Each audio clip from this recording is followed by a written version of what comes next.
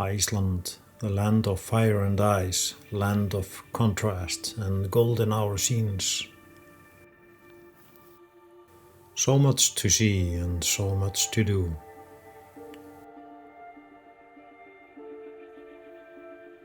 The photographer's paradise, and for a good reason. Compared to a lot of countries, the distances between interesting locations are short.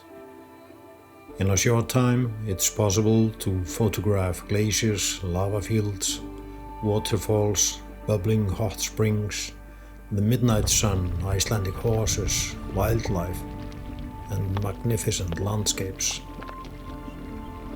This is one of the main reasons Iceland is often called a paradise for photographers.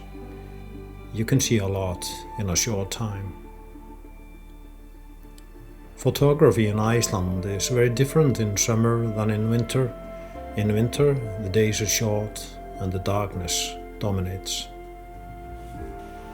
In summer, the opposite is true, and it is bright around the clock. The golden hour can actually last for many hours around the summer solstice, but in the darkest months, the sun is seldom seen. The light swings from one extreme to the other, depending on the season. The landscape can completely change in just a few minutes. Whether winter or summer is better for photography depends on the subject and of course what the photographer is looking for. It's probably the landscape, the light, and the unique geology that drove so many photographers to Iceland. The birds and the wildlife also undoubtedly play a large part. The winter conditions are likewise unique. Snow, icebound, waterfalls, gloomy light and windy weather makes for a challenging but spectacular subjects. Someone might ask, is Iceland crowded with photographers?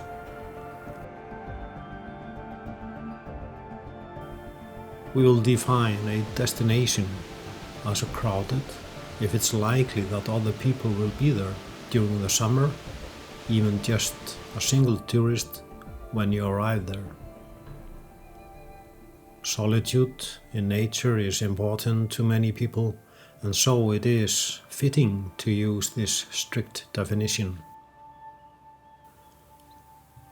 Based on our experiences, around half of the 100 destinations discussed in the book Photographing Iceland, a photo guide to 100 locations, would be crowded according to this definition. This means that the other half are not, and it's unlikely that you will meet another person if you go there during the summer.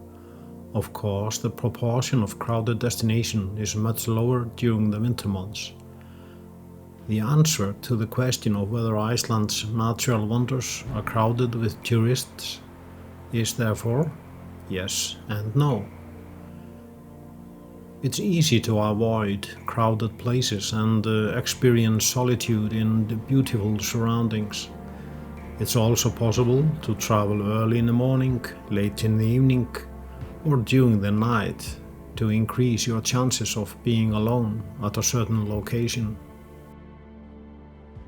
You must not forget that all over Iceland, even in South and West Iceland, the regions most popular with tourists, finding yourself alone in nature or stumbling upon an undiscovered spot is often just a question of a short walk. Hiking for just 10 minutes from a crowded destination is usually enough to experience complete solitude. Due to their proximity to Reykjavik, South and West Iceland are the most crowded regions in the country. Numerous tourism companies offer day trips from Reykjavik to Snæfellsnes Peninsula or along the south coast to Jökulsárlón.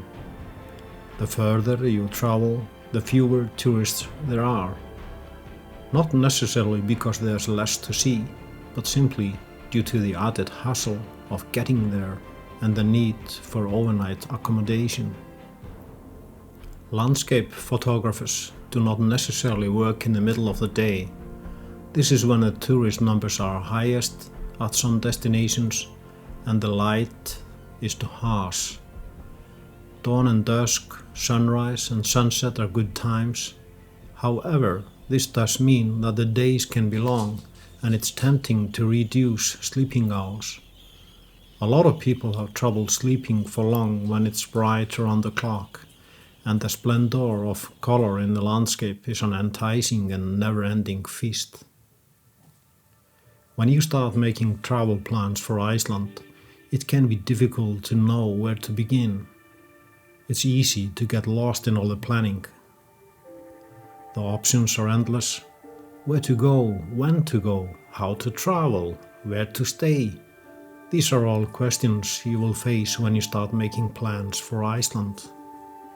Many have been asking if the book Photographing Iceland, a photo guide to 100 locations, will be available as an ebook.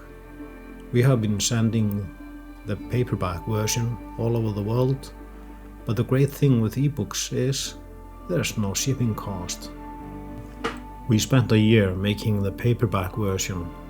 It's 352 pages, and now the ebook version is ready, a real reflowable EPUB ebook with all the features ebooks should have.